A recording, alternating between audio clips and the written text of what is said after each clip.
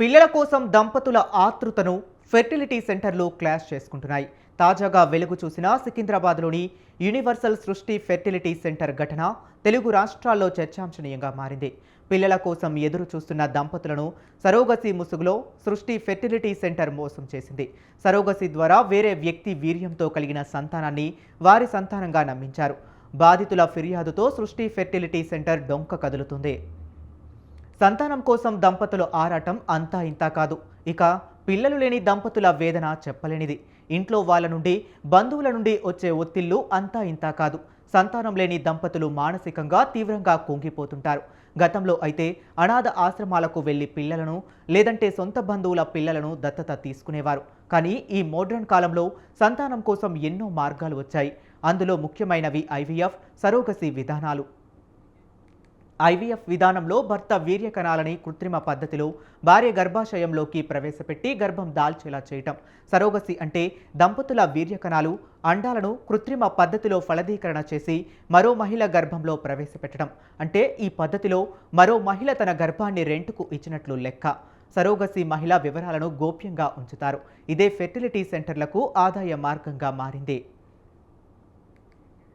సంతానం లేని దంపతుల వేదనను ఫెర్టిలిటీ సెంటర్లు క్యాష్ చేసుకుంటూ దోపిడీకి తెరతీస్తున్నాయి. సంతానం లేని భార్యాభర్తల కలలు తీరుస్తాం, వాళ్లను తల్లిదండ్రులుగా మారుస్తాం అంటూ టెస్ట్ ట్యూబ్ బేబీ సెంటర్లు ప్రచారం చేసుకుంటాయి.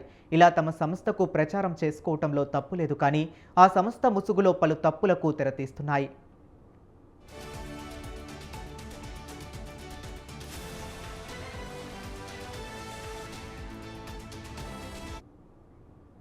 ఏళ్లుగా పిల్లలు లేని ఓ జంట సికింద్రాబాద్లోని ఓ టెస్ట్ ట్యూబ్ బేబీ సెంటర్ను ఆశ్రయించారు. అయితే ఇక్కడ ఆ సంస్థ సృష్టికి విరుద్ధమైన పని చేసింది. బాధిత మహిళ భర్తకు చెందిన వీర్య కణాలని కాకుండా వేరే వ్యక్తి వీర్యంతో ప్రెగ్నెన్సీ వచ్చేలా చేసింది.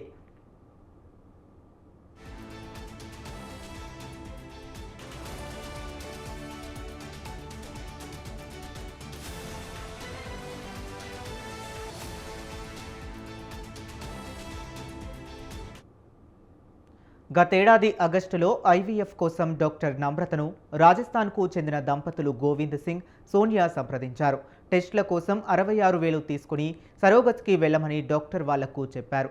దంపతుల స్పామ్, అండం తీసుకుని సరోగసి చేస్తామన్నారు. మొత్తం 30 లక్షలు ఖర్చు అవుతుందని, ఇందులో 15 లక్షల నగదు, మరో 15 లక్షలకు చెక్కులు ఇవ్వాలని ఒప్పందం చేసుకున్నారు.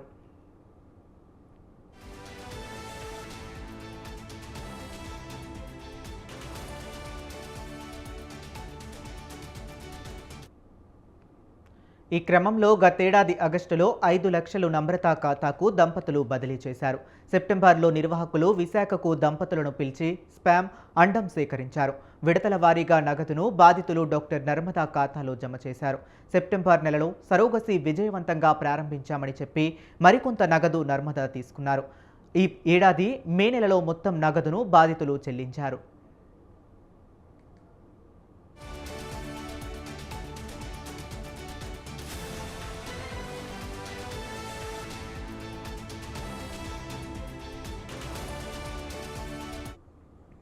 సరోగసికి అంగీకరించిన మహిళ భర్త 3.5 లక్షలు డిమాండ్ చేస్తున్నాడని చెప్పడంతో 2.5 లక్షలు బాధితులు చెల్లించారు. నగదు చెల్లించిన తరువాత విశాఖపట్నంలోని డాక్టర్ కళ్యాణి బిడ్డనికి చూపించారు. ఒప్పందం ప్రకారం బాధితులు DNA పరీక్షలు చేయాలని కోరారు. ఇందుకు డాక్టర్ నర్మదా నిరాకరించారు.